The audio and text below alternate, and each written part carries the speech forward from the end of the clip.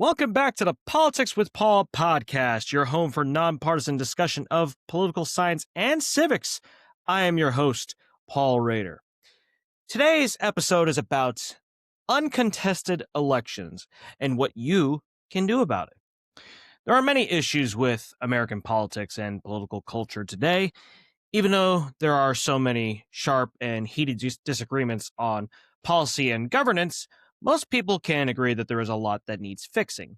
But there is one predicament that does not get nearly enough attention, one quandary that is insufficiently addressed, and that is uncontested elections. You may have heard about elections that are decided in the primaries because the winner of the primary is practically assured to win the general election. But we have a lot of elections that aren't merely uncompetitive. There's no competition that even exists. One candidate files, and by the time the filing deadline passes by, they are automatically declared the winner.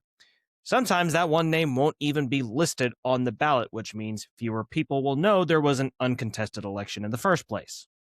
So how common are these uncontested elections? What factors lead to certain elections only having one candidate? What problems do contested elections pose for democracy and civic health? And what can you do about it? That's what today's episode of Politics with Paul is about. So let's go. First of all, what exactly is an uncontested election? We have to make sure we're on the same page as to what uncontested means. It might sound very obvious, like uncontested means there's no contest.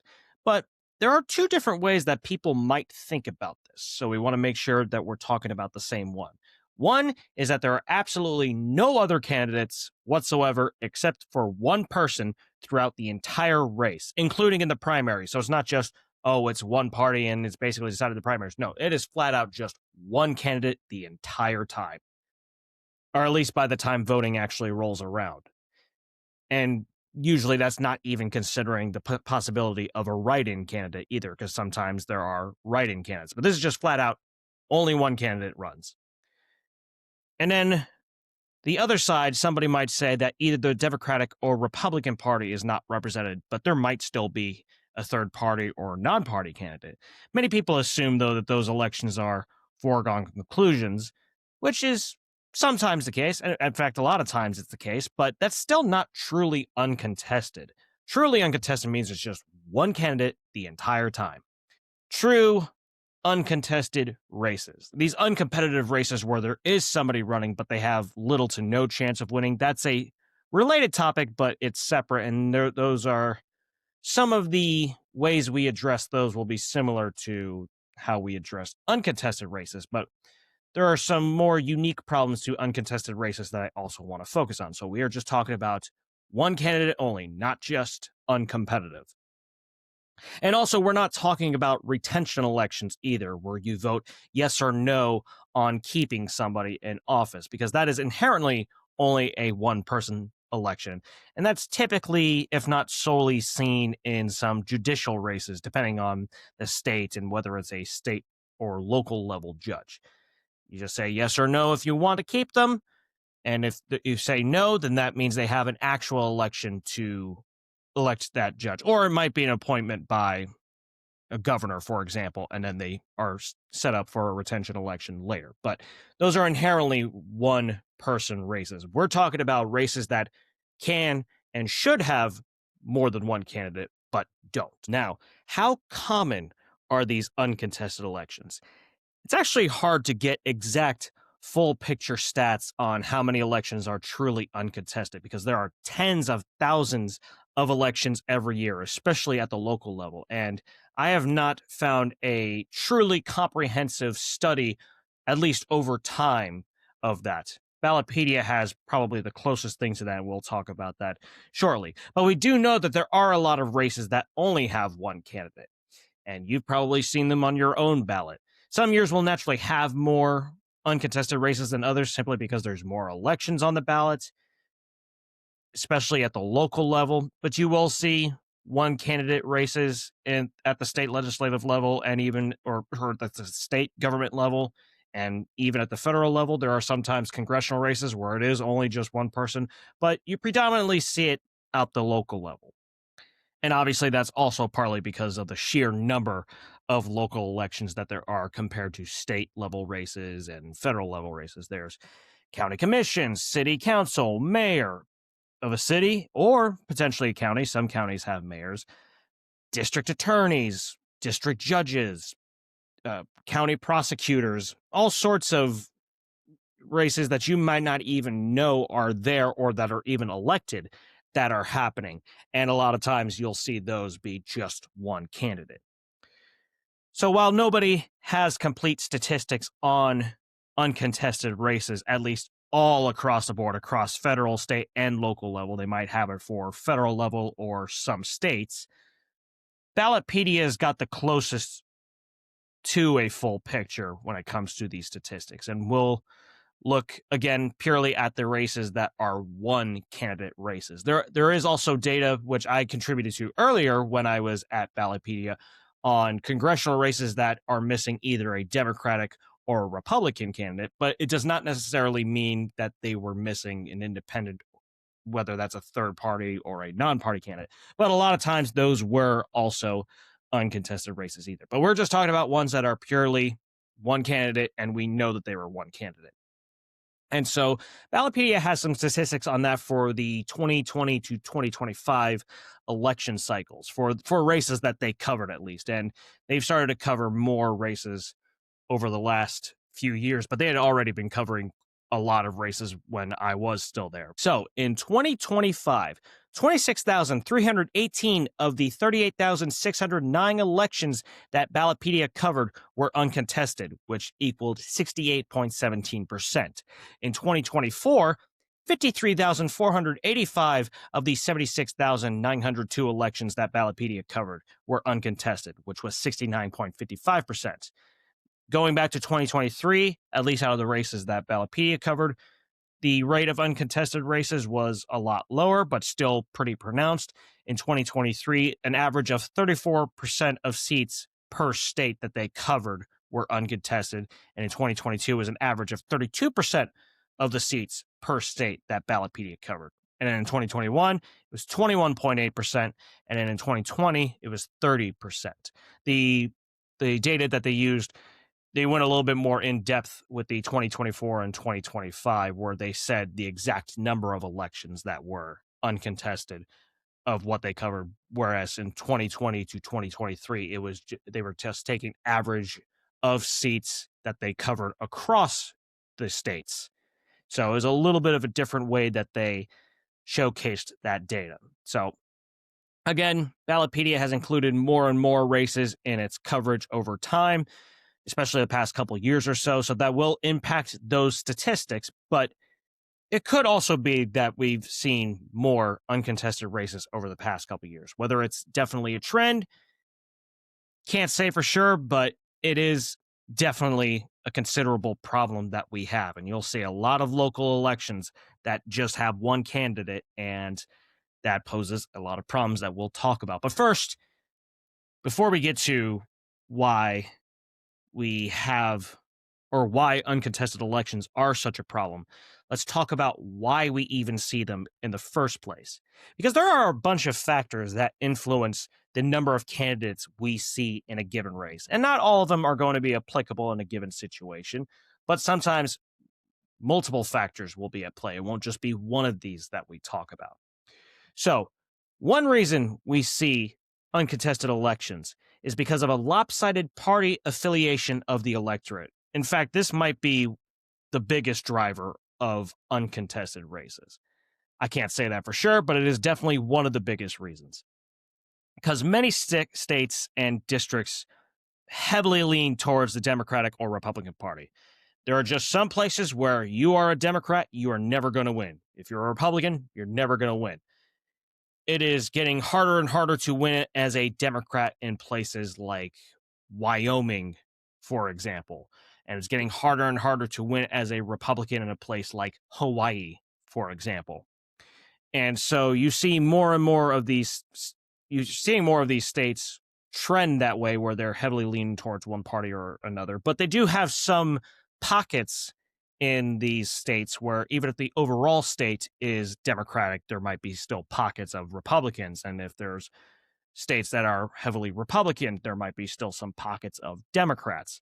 So just looking at a state doesn't necessarily tell you every single part of that state is aligned with that party, because that's pretty much never the case. You're always going to find some pockets, except maybe like Rhode Island or something, because it's such a small state.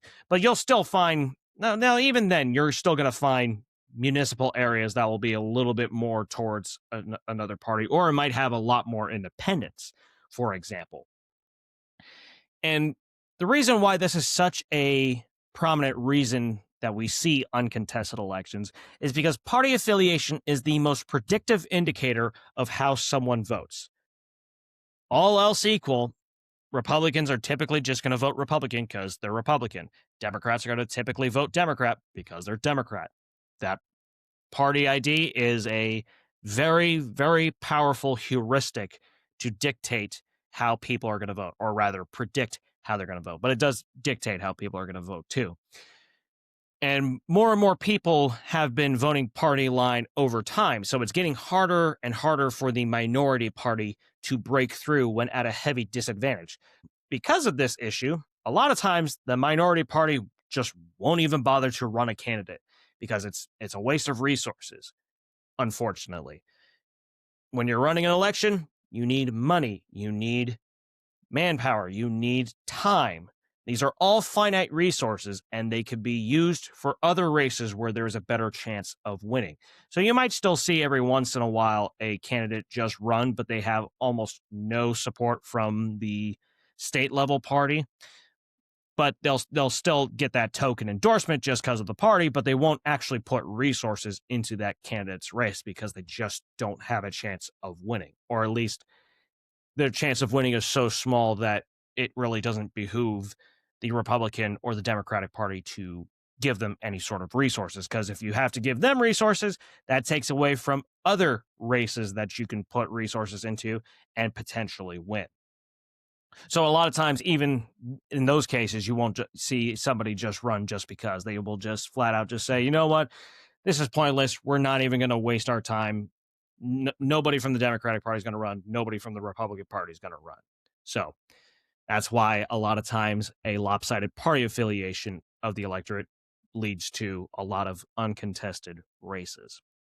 A second reason that you see a lot of uncontested races is because ballot access laws create a barrier to entry. And this can often work in tandem with a lopsided party electorate. Ballot access refers to laws that govern how a candidate gets on the ballot. And there are two main ways that a candidate gets on the ballot. One is that they pay a fee, or they gather a certain number of petition signatures. And depending on the race and the state, how many signatures they need to get will vary, but it might be based on the total registered voters that are in a district. So they might have to get like 2% of that, or they might need to get 5% of the total number of people who voted in that election the previous time.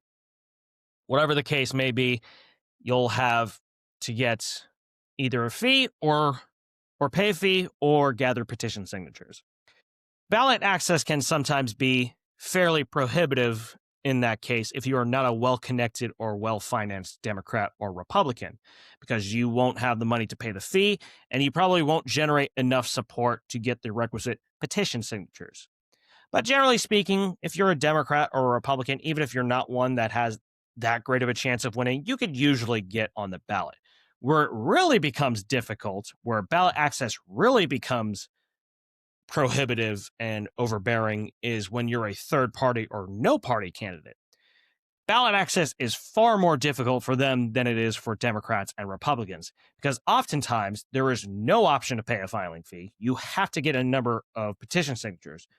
But not only do you have to get a certain number of petition signatures, oftentimes that number of petition signatures you need is much higher than it is for a Democrat or Republican. So you already have a difficult time as a third party or no party candidate to get enough support in the actual election to pull enough people from the Republican and or Democratic parties to vote for you. But to even get on the ballot is a very difficult thing to do.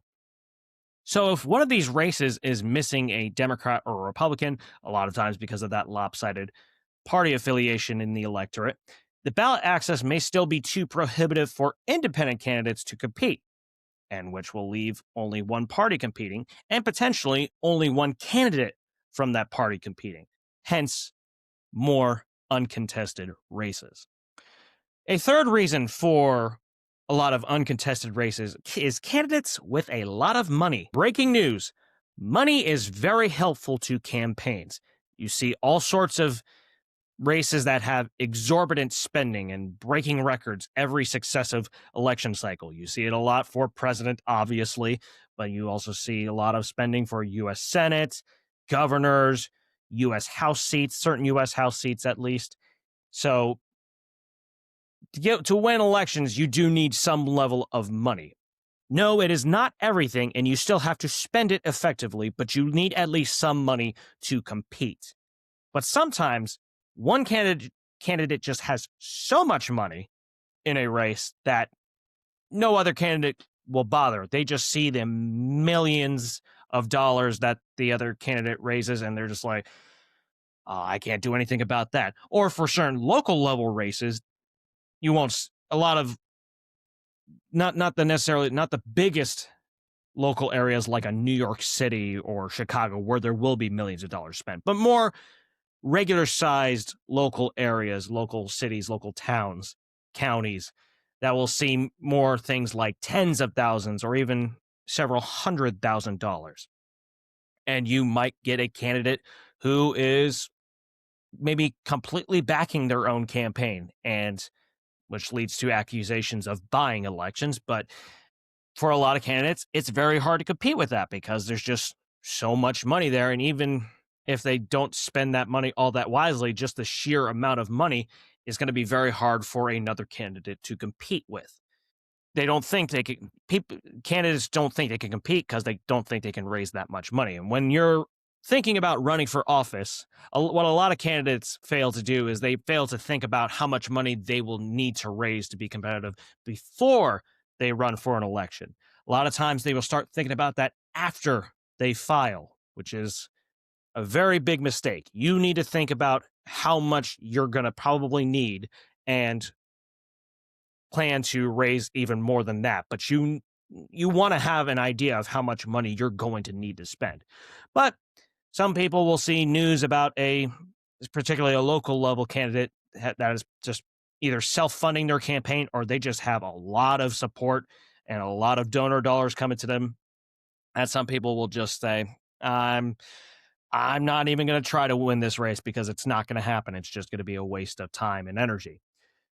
So a particularly resourced candidate is especially prohibitive for other would-be contestants at the local level because of that lower ability to raise and spend money, because fewer people participate in local level races. And because it's local level, you inherently have a smaller pool of citizens that you can potentially reach out to raise money. It's not like if you're running for governor where you have an entire state that you want to try to raise money from. I mean, obviously, some donors are never going to donate to you, but you'll inherently have more potential resources or pools of citizens that will donate to your cause. Whereas if you're at a local level, like you're running for a city council in a regular sized city, the amount of potential donors is going to be a lot smaller.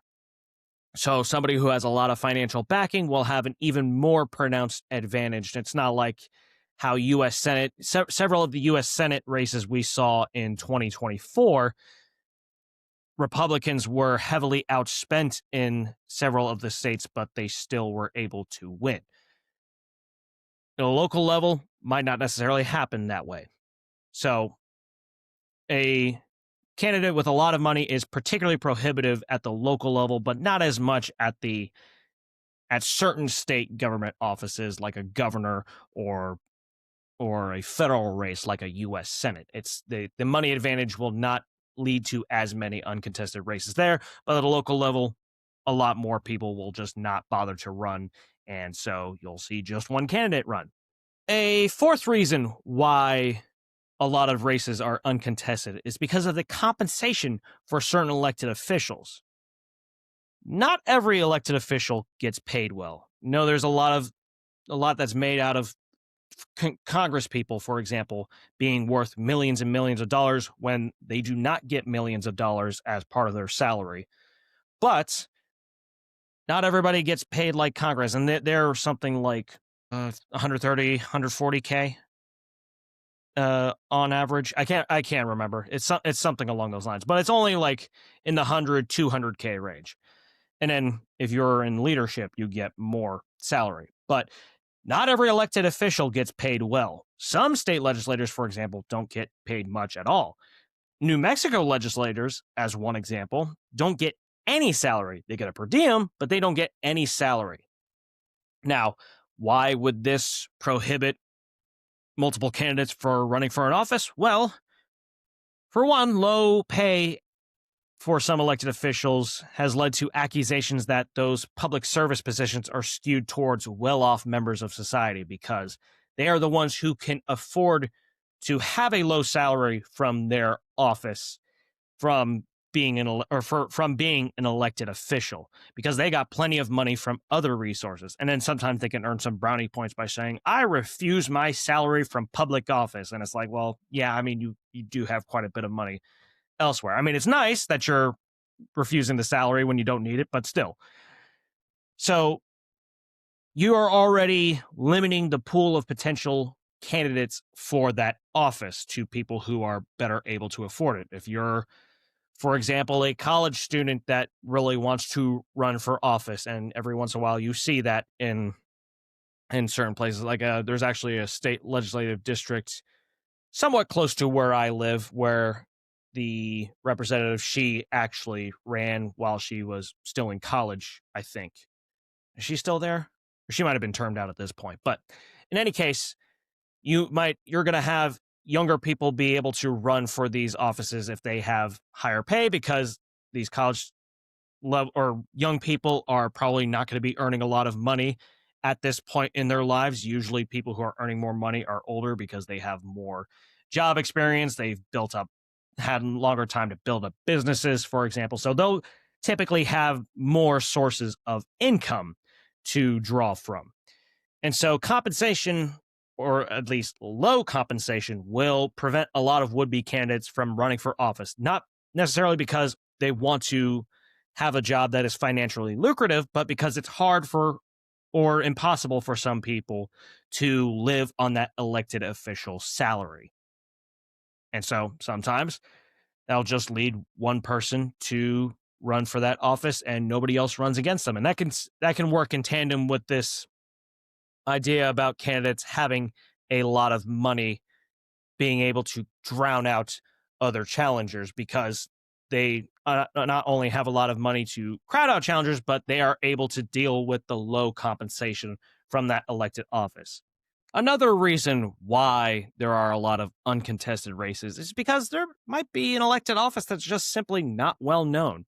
You might be surprised by how many offices you don't know about, particularly at the local level. Certain judgeships, district attorneys, you might not realize, oh, wait, they elect district attorneys? In some places, yeah, they do.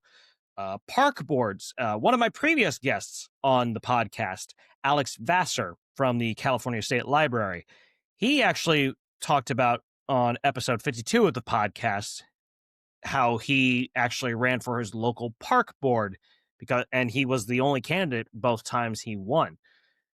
Even though he was unopposed, though, he wanted more people to run because it was, of course, very important for him that people be civically engaged, and people should be civically engaged, and we should have more people competing for elections.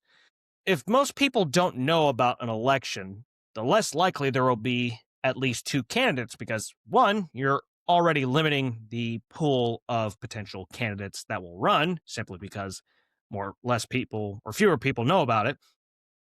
But it'll also be easier for one candidate to consolidate support because so few people know about it. That means fewer people will vote in that election.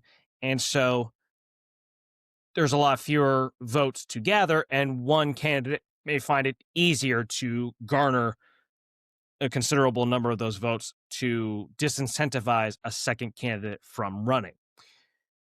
And the timing of an election can also affect this, especially for local elections, which typically, if there is an election that falls outside of November in even numbered years, and I'm not talking about primaries, I mean actual general elections. You typically see these in local races like Chicago's mayor and Tampa's mayor, Tampa, Florida, which is my neck of the woods.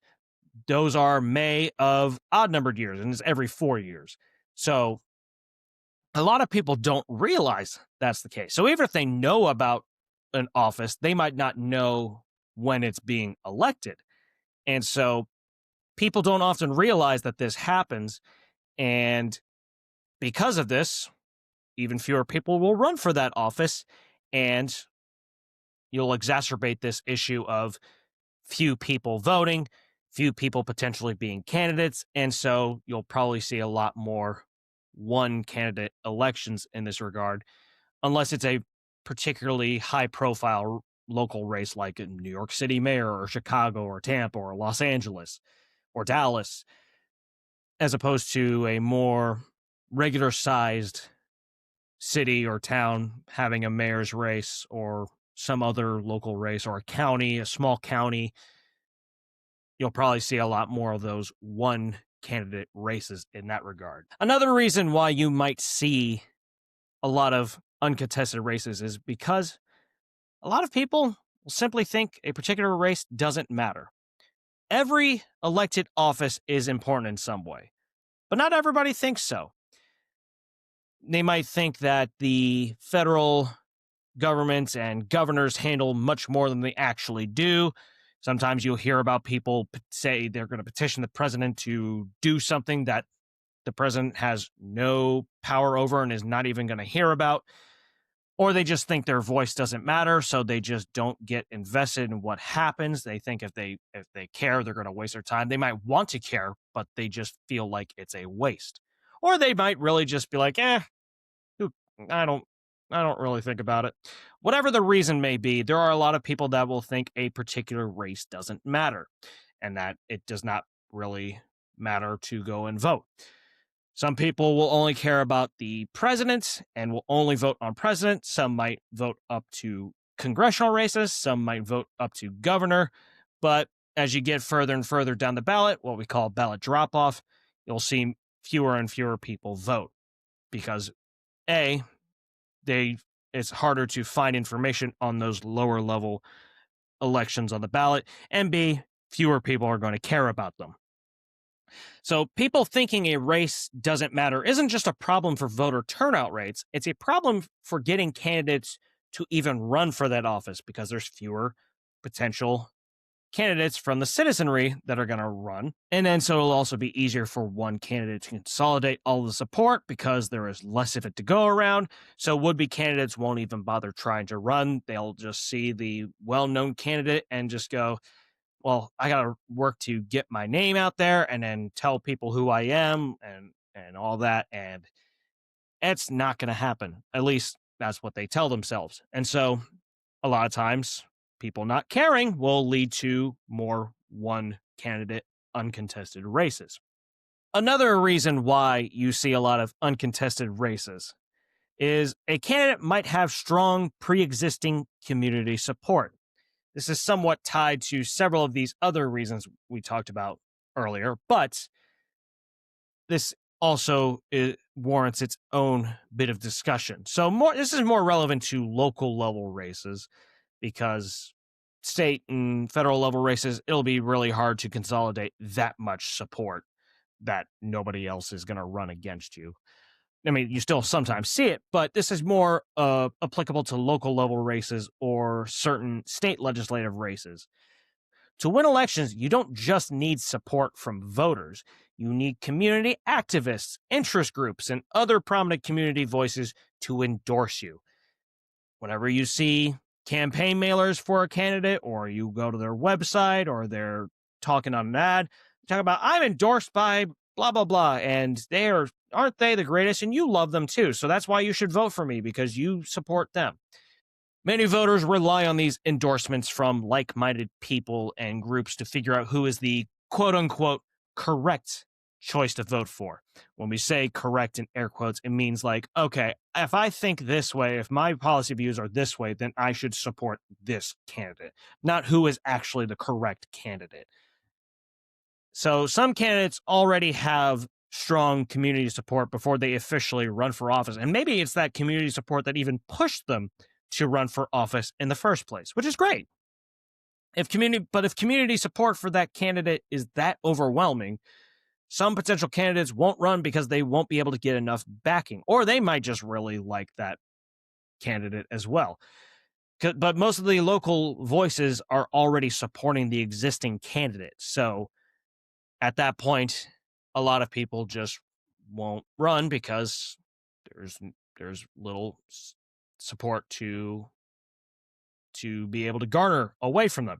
And a lot of times this will lead to candidates having a lot more money because there's a lot more public support, community support that is donating money to them. And then lastly, or at least the last factor that we're going to cover about why we see uncontested races, though it is by no means the only other one, is term limits. Now that might sound confusing. How could term limits possibly lead to uncontested races? Well, if a candidate is strong enough, if they, for some of the reasons that we just talked about, like they're well-resourced, they have lots of community support, or maybe they won handily before, but they haven't hit their term limit, some would-be candidates will just not run until the next election cycle if that is their term limit. They might wait until that candidate cannot run again before throwing their hat into the ring. So they see Joe Schmo who's already in office and they go, boy, that guy has so much support and so much power. I'm not going to beat him. I'm going to wait another 4 years until he can't run anymore, and then I'm going to run when it's an open seat. Open seats are generally more competitive than ones that have an incumbent, regardless of party dynamics. So even the same party, if it's a Democrat that is firmly entrenched or a Republican that's firmly entrenched, they might still not have a primary challenger go against them. They might just wait until the seat becomes open, and then there might be a primary then. And also incumbents just generally win a lot, like a lot. You'll see them in the ballpark of like 80 to 90% a lot of times in terms of win rate. So candidates might just wait until that elected official is term limited. And so because they're waiting for that official to be term limited, an earlier election for them might be uncontested. They might be the only person running. So that is about all of the ways that an uncontested election might happen or why it happens. But now we need to get into why uncontested elections are such a problem for democracy. You might be watching this episode because you already think about how, oh, I really want more competition in elections. Or you might just be coming here out of curiosity and be like, well, yeah, why would it be a problem for democracy? I don't want to get people anxious because I hate scare tactics in politics, but we should be very concerned about uncontested races. These pose very serious problems for democracy in various ways, and some of the effects of uncontested elections may seem insignificant at first, but over time they can build up into something much worse. A lot of times these issues start small and then they build up until we can't ignore them anymore. And then sometimes it becomes even harder to address them because they're so firmly entrenched. So, one of the reasons uncontested elections are a problem for democracy is because there is no real choice. Democracy suggests that you get multiple choices, that you get to make your voice heard, you get to put forth your opinion on a candidate and their policies and say, I like them, I don't like them, I like these parts but not these parts.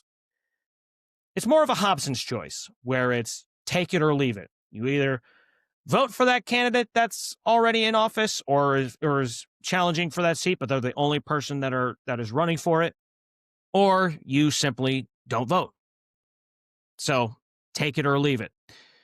There's already a palpable feeling for people that there's no true choices there aren't true choices for many voters. And a lot of times it's because of the uncompetitive elections that we have, where even though they have a second candidate, there isn't really much of a fight to be had.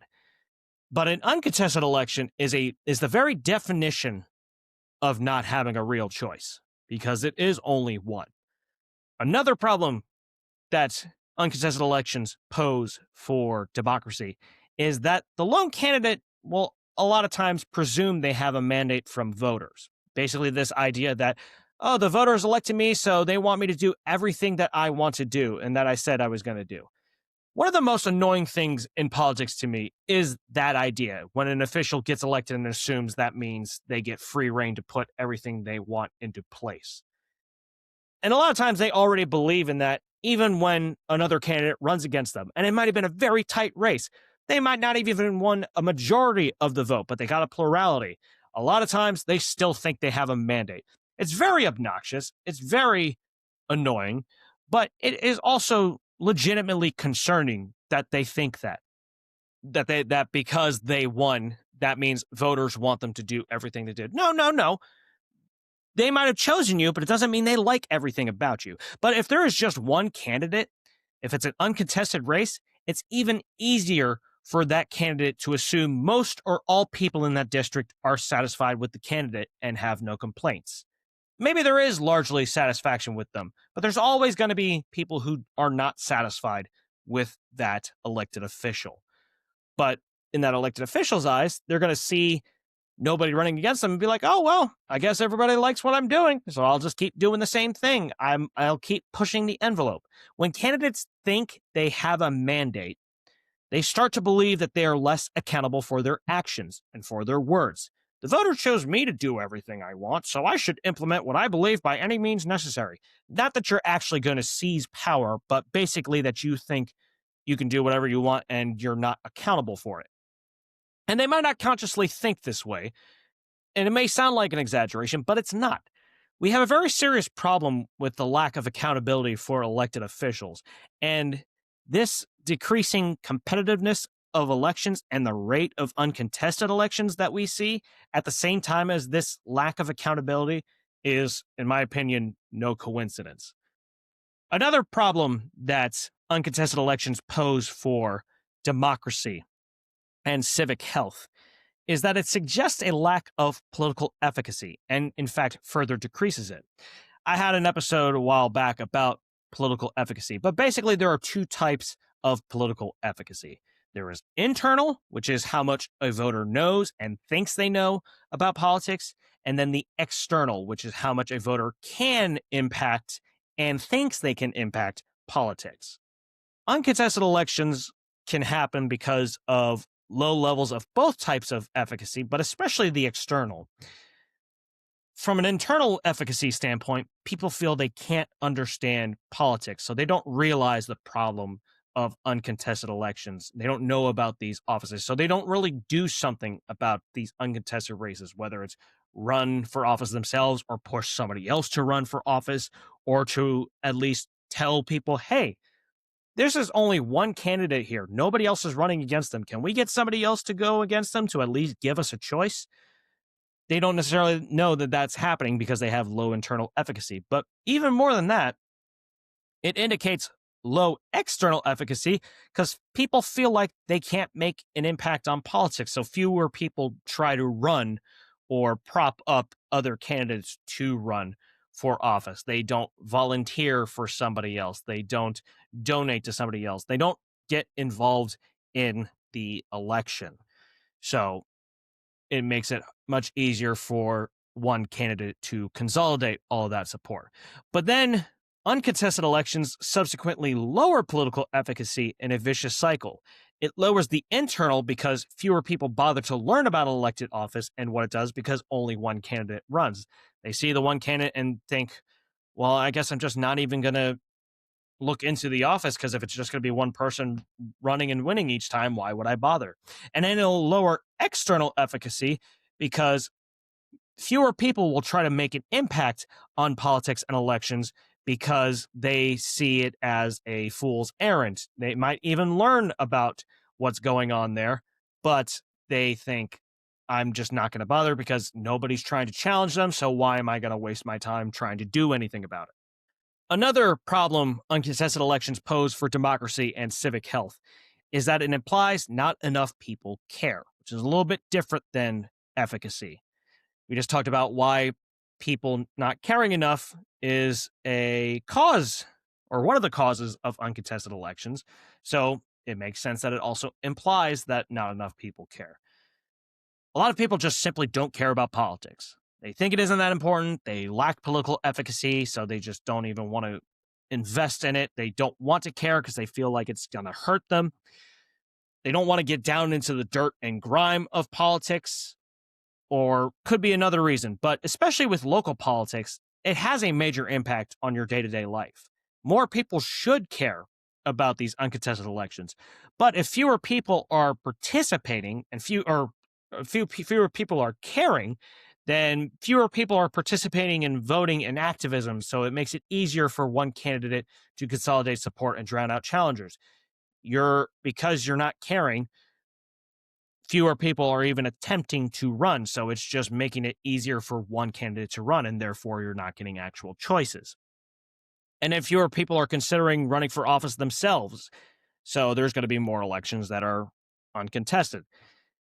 And maybe it's a person that actually would be a really good candidate, but they just get discouraged from running, or they just don't really care about it. And maybe they'll eventually care about it, because every once in a while there will be some sort of major event that gets people to think, oh, you know what, I should care about this stuff. But you don't need to eat, sleep, drink, breathe politics 24/7. In fact, you shouldn't.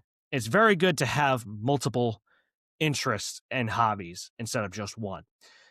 But when too few people care, it leads to all sorts of problems.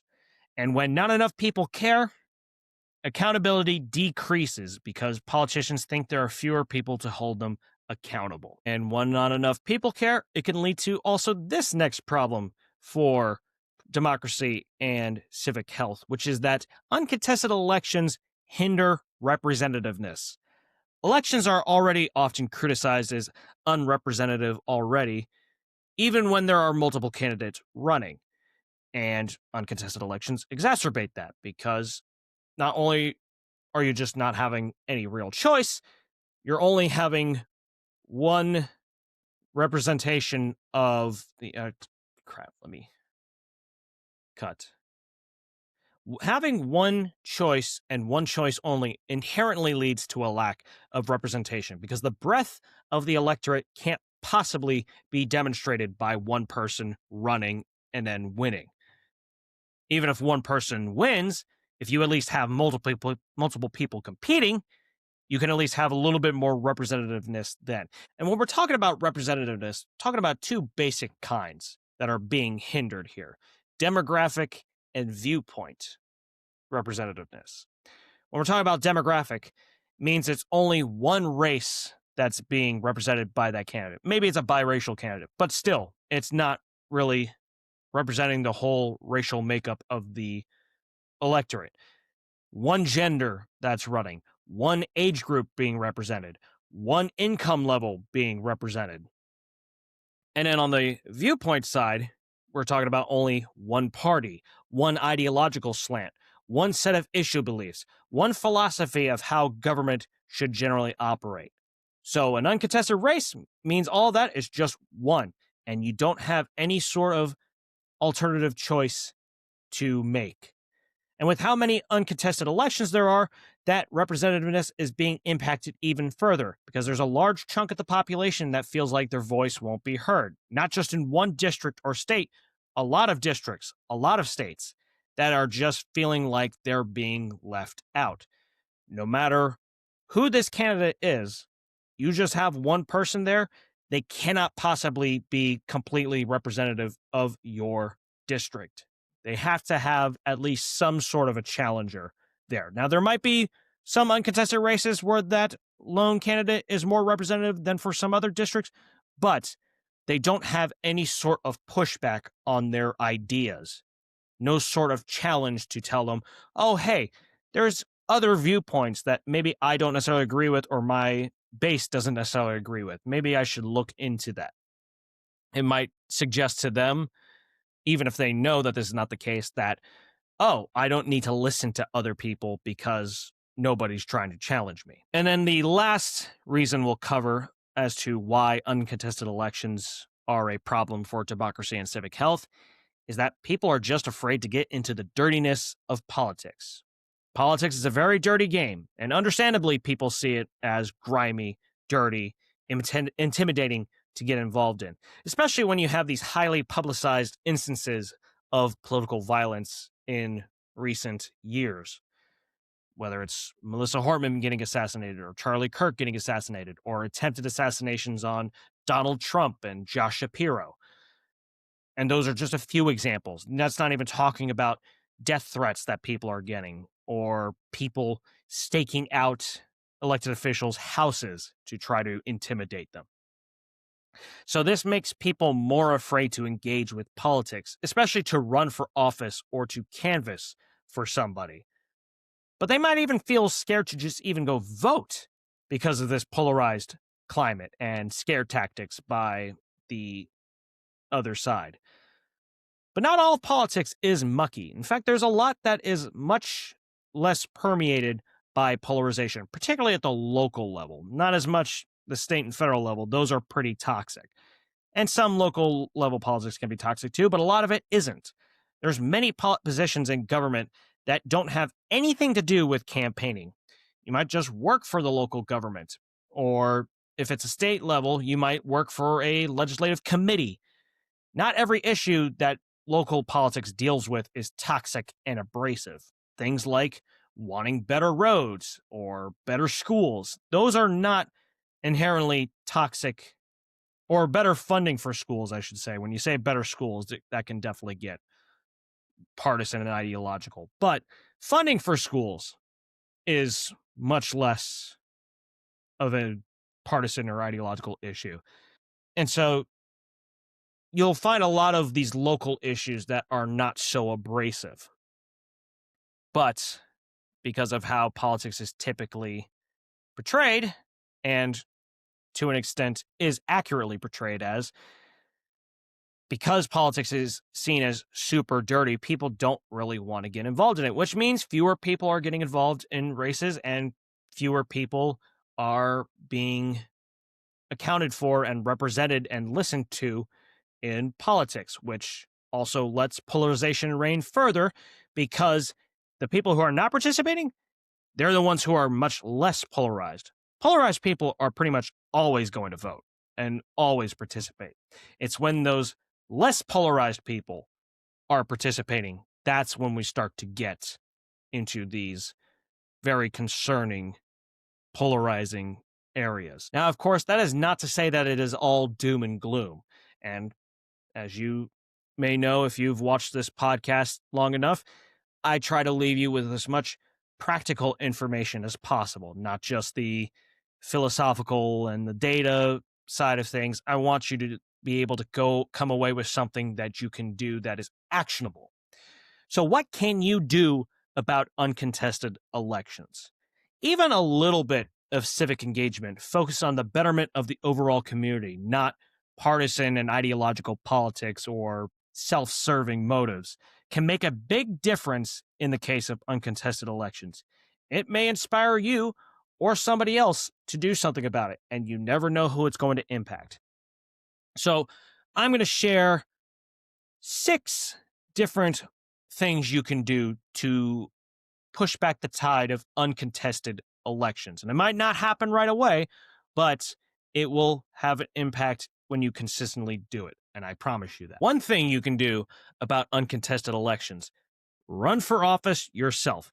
Why, me? Yes, you. Running for office, yes, it can be highly intimidating and difficult, but you don't have to go big. You can go local, very hyper-local even. At least get your feet wet so you know what the campaign trail looks like and you hear out what is important to your community, so they at least feel like somebody is trying to account for their views. And Ballotpedia has information on election policy and ballot access on all the states that you can use as a starting point. You can visit your state or local elections office website. And now the quality of those varies, but you can still do that or call them. You can even use a website called runforoffice.org to find offices you would be eligible for, along with information you need to get on the ballot and some other resources that you can use. It even says on the front page, have you ever thought about running for office or know someone who should? So think about running for office, or at least share these resources with other people so that they might be convinced to run for office. Sharing this election and candidate info is another way you can address uncontested elections. Sharing this info with people you know sounds simple, but just promoting awareness makes a big difference because, like we talked about before, especially with local level offices, a lot of people just simply don't know what's going on. And they might want to know, but they just don't know where to look. You might know where to look, and so you can promote that information. Even things you think a lot of people will know about, fewer people may be more aware than you think. And so if you share all this info and including data on uncontested elections and see, look at this problem that we have with only one candidate running in all these races. You never know who might be inspired to run because of what you shared. Or maybe you'll be inspired. Another way to address uncontested elections is to join or create a civically-minded group. So organization is critical to politics, especially if you are campaigning for something. Individuals can make big changes, but the biggest changes often come from groups of people banding together. It's not a one-person show. You need other people to help you out.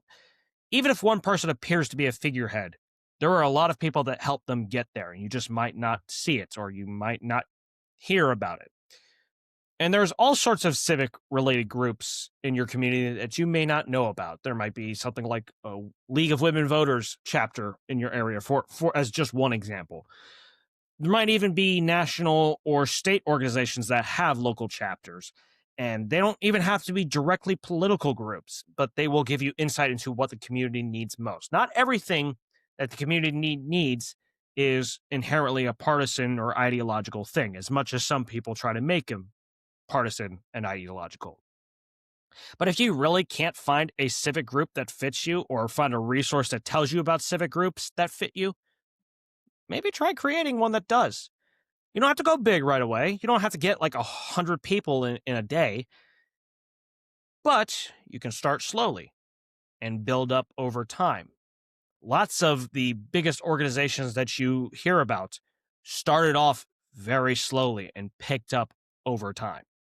And being part of such a group may inspire you or other people in the group to run for office, to at least give a different choice to people to vote for.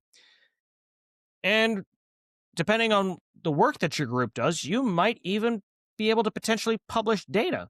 And the data may inspire somebody else in the community to run for office. Another way that you can push back against the rate of uncontested elections: hold people accountable, no matter what their party or beliefs are. I know it's much easier said than done, but you show politicians that no matter who they are not invincible, they are not impervious to criticism, and if they step out of line, that somebody is there to hold them accountable.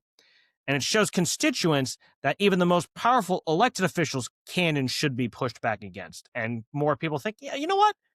Screw this person. We could put somebody else to at least put up this choice. I'm not saying that you got to say screw this person, but you should at least put up another choice.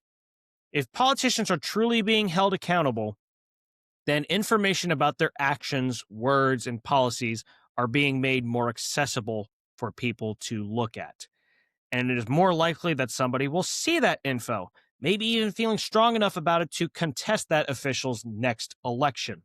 Or if it's legal in your area, maybe you even recall that official. And some of those recall elections will have a second part where you vote, do you want to recall this official? And then if you recall this official, who do you vote for in their place?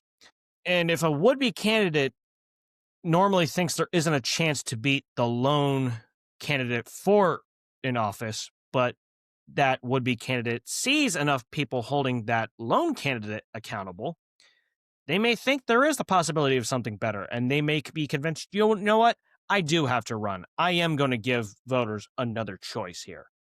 Another way that you can push back against these uncontested elections and make more of them contested. Fight against these mid-district redistricting efforts anywhere they appear, not just the ones from the opposite party of you. It is not a partisan or ideological statement to say that these latest redistricting attempts are completely antithetical to democracy and fairness. It is partisan and or ideological to only complain about one side doing it, which is happening a lot. A lot of people only want to complain about Republicans doing it or only want to complain about Democrats doing it. I make a point of this podcast to not take any partisan or ideological slants. And so I'm not doing that here. Everybody needs to be held to account for this. There's no justification for it. It does not matter whether they're Republican or Democrat. These efforts are not acceptable and they shouldn't be accepted, and they should be more universally condemned. It's not unfair that you aren't getting extra congressional seats a handful of years after the last census just because you grew exponentially. It's just how it goes. That's an excuse to try to give yourself more safe seats in Congress, and you would be screaming if the other party used that justification. And then on the other side, it is also not right to engage in tit for tat and say, well, the other party's going to redistrict, so we're going to redistrict too. No, that is not protecting yourselves. You might say it's protecting yourselves, but that's just an excuse to give yourself more safe seats as well. But how does this relate to uncontested elections?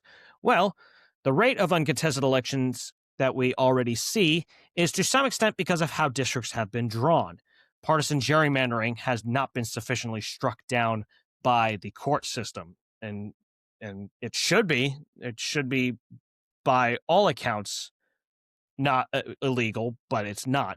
Different other types of gerrymandering, like racial gerrymandering, is, but partisan gerrymandering is not. And so if we allow these redistricting efforts to go through and we don't push back enough, fewer members of the disadvantaged major party in a state, as well as third parties and independents, are even going to attempt to compete. We're already seeing fewer of them try to contest elections now.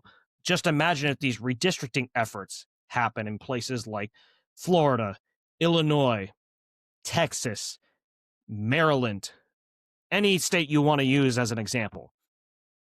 It's a very serious problem for democracy and fairness to have these mid-decade redistricting efforts.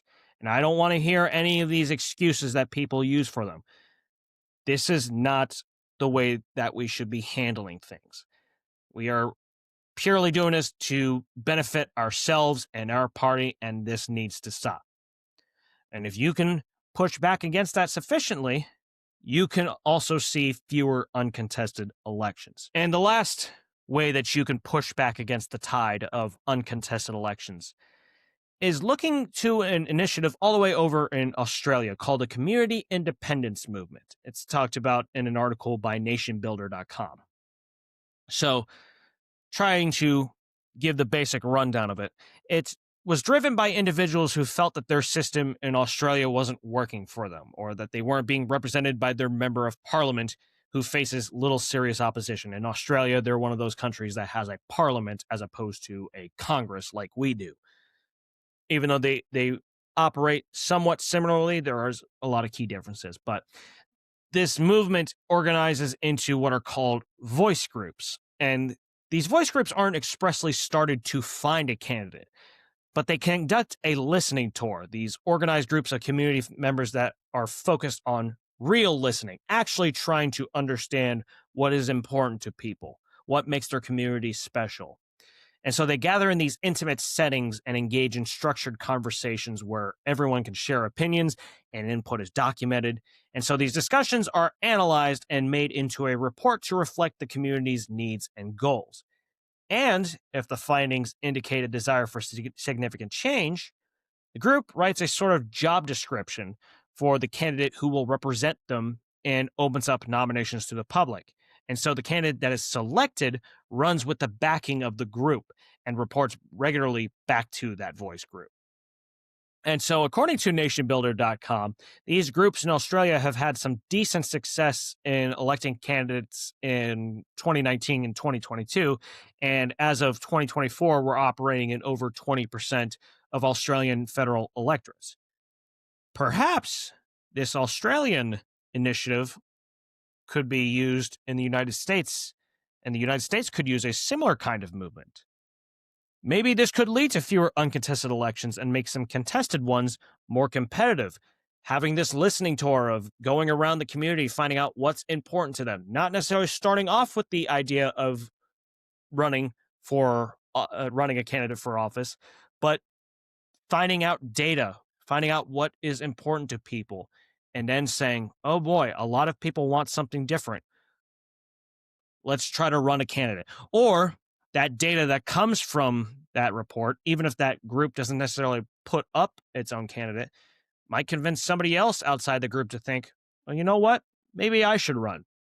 It's certainly worth a try to do something sort of like this community independence movement.